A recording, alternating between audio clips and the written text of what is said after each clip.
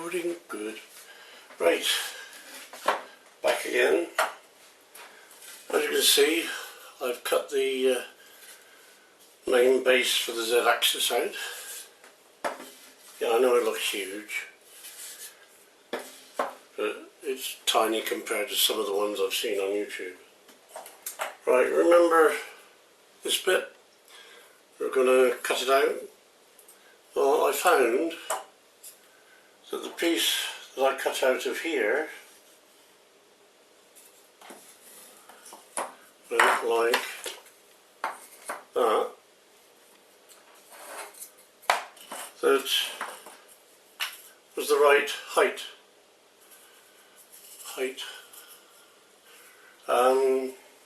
For, that's the bottom, and that's the top one, I think. Yep. Okay. Now all I've got to do now is mark those out, drill them, and then we can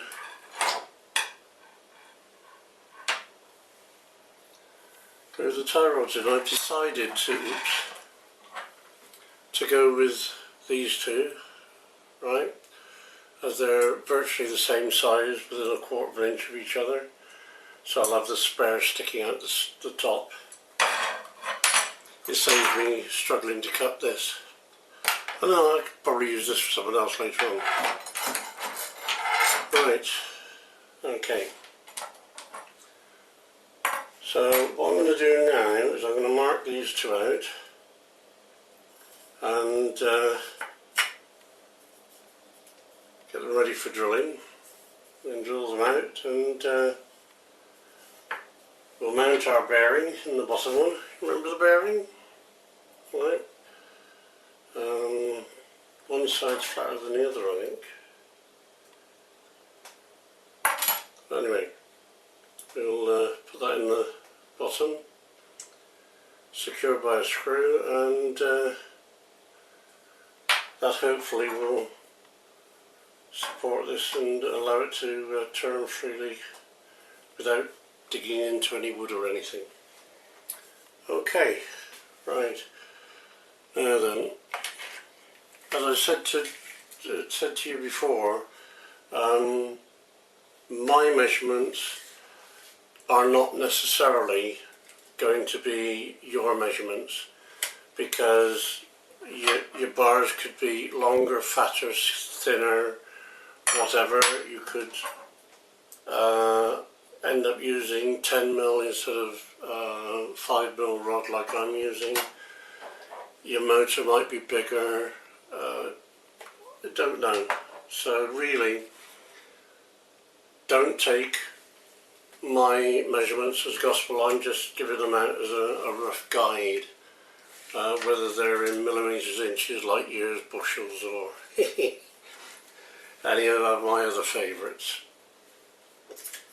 Right, by the way, to put you out of your misery, arc is the way they measure the distance between two stars. There is a proper terminology using the word arc, but that's the measurement I mean. Right, so let's find the halfway point. No, we can't use the halfway point because the sled is going to be like that, okay? And we'll have some of my favourite grease that I already have in stock stuck on the back, so it'll slide nice and simply, and won't need too much mucking about with. Right, so first thing we do, which I will turn this way, I'll take the top off for the moment, and it doesn't really matter whether you do this on here or whether you do it that way or not, right? All you're after is where this is going to sit, and this is going to sit. Okay, and it's just a rough guide at the moment, so we only want to mark the outside bits. And you're thinking, why is he doing that? Why doesn't he draw the line right across and make holes? Okay, draw the line straight across, make the holes. I'll use this one to exaggerate the thing. Where is the centre of that? Well, if I do it up here by the mark, you can see that, oops, I moved it. Start again.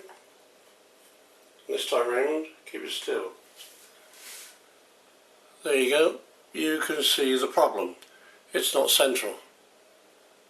So what we've got to do is we've got to lift that up so that this will become central. Okay? Now how are we going to do that? Aha!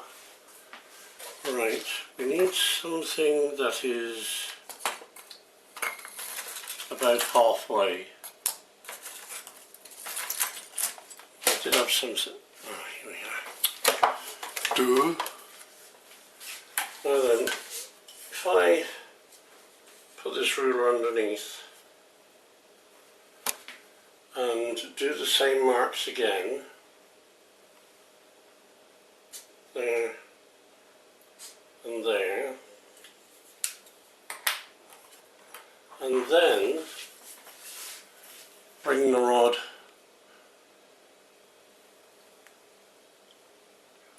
okay, we've now got the centre. Now the centre for this rod is obviously going to be different, so if we put it in there, it's going to be just below that line, but we can do them individually.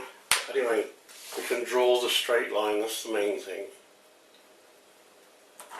So that's what we're going to do.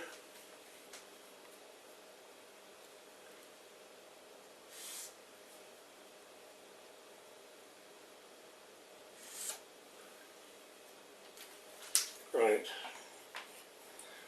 so that means now that that's going to be the left, mark it up, and this one's going to be the right, and mark it up. Okay, I've written bottom on the top of this one so that when it's the right way round, left is on the left and right is on the right, looking at it from the front of the CNC machine. Okay, now we now do the same with this one.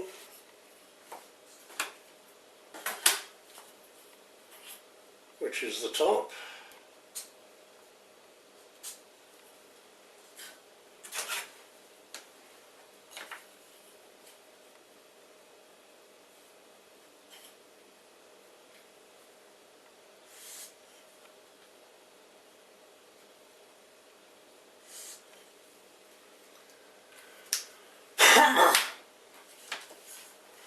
Now I know a lot of you are saying, yeah, but your rods and your threaded bar are all different diameters. Yes, I know. But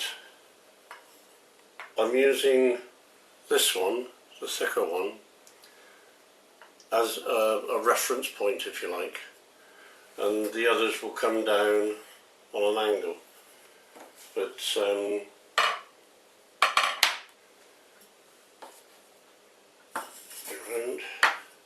yeah, I marked the line on the inside, which is where all the measurements are coming from, because I've written top on that so that it's the right way round.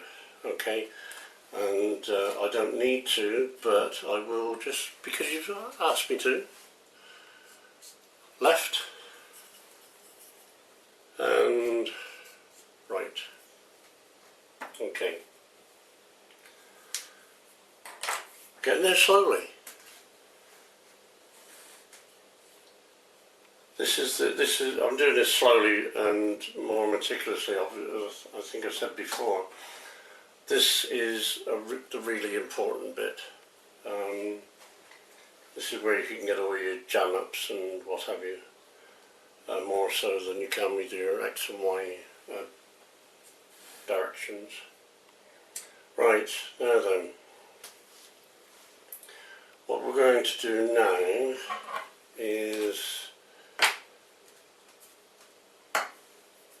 I don't think I'll use this anymore because it's not wide enough. Well, yeah, I can. I can. Right, so that is going to sit like that.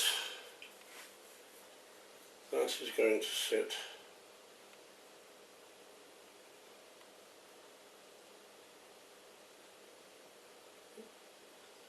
like that. And then this one will sit like that. Okay, and then as that turns, the butterfly pulls the sled up and down. Okay, so we get a rough idea of where they've got to be. So if I make that one 3/4 of an inch, and that one 3/4 of an inch, and then that one smack bang in the middle, we'll be about right. Okay. So if we do the smack bang in the middle first,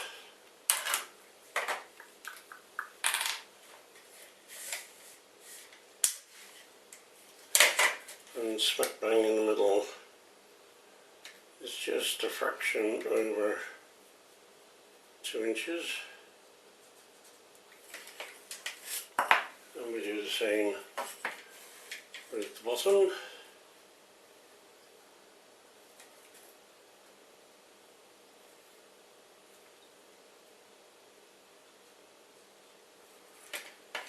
Right, so there's our centre.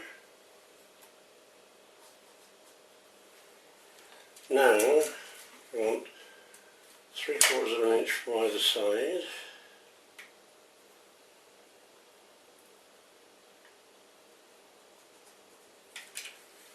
There.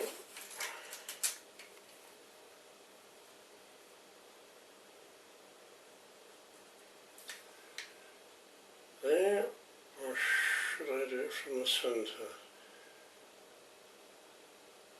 Yeah, if I do it from the centre, then I know they're both correct. So, 1.25 inches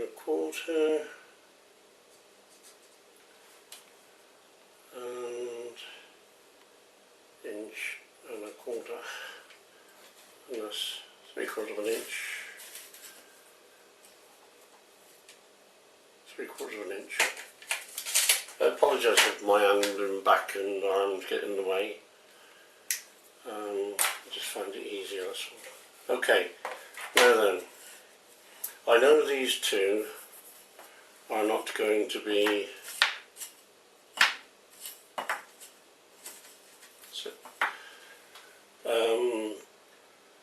not going to be the same as the first one, but I've got my distances right, and then I can gradually work out my angled centers. Right, now then, that's that side. Okay, now the middle one isn't so bad because we'll have a clearance in the top and a hole big enough for the bearing. Okay, and because it's perpendicular and it's an operation, then this will stay fairly central. I am toying with the idea of getting something like stainless steel tube, obviously a lot smaller, that will fit inside like that and just run on the bearing. Just to give it a bit more security, so it doesn't go wandering off all over the place. Wandering off all over the place. There's a guy over there outside sitting in his car looking at me talking to you lot, and he must think I'm off my head. He'd be right, but we don't want to give him that satisfaction, do we? Right. Oh, look at that. Cool. I don't know what size drill this is. No. I need me glasses, but it'll depend on what bearing you get out of what drive, obviously. Okay, so shall we see if we've got some power in this battery? Now the other thing I'm going to do is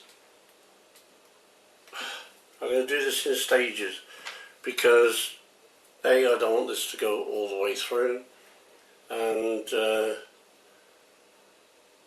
B, I don't want to go too deep. I just want to go deep enough. Right, so that's the top, so it's going to be, oops, that's the bottom. So it's going to be that one there, the middle one, Raymond, in the bottom. Okay, let's give this a bash, shall we? See if we've got enough power. Yeah, you can see me do it. Yeah, there you are.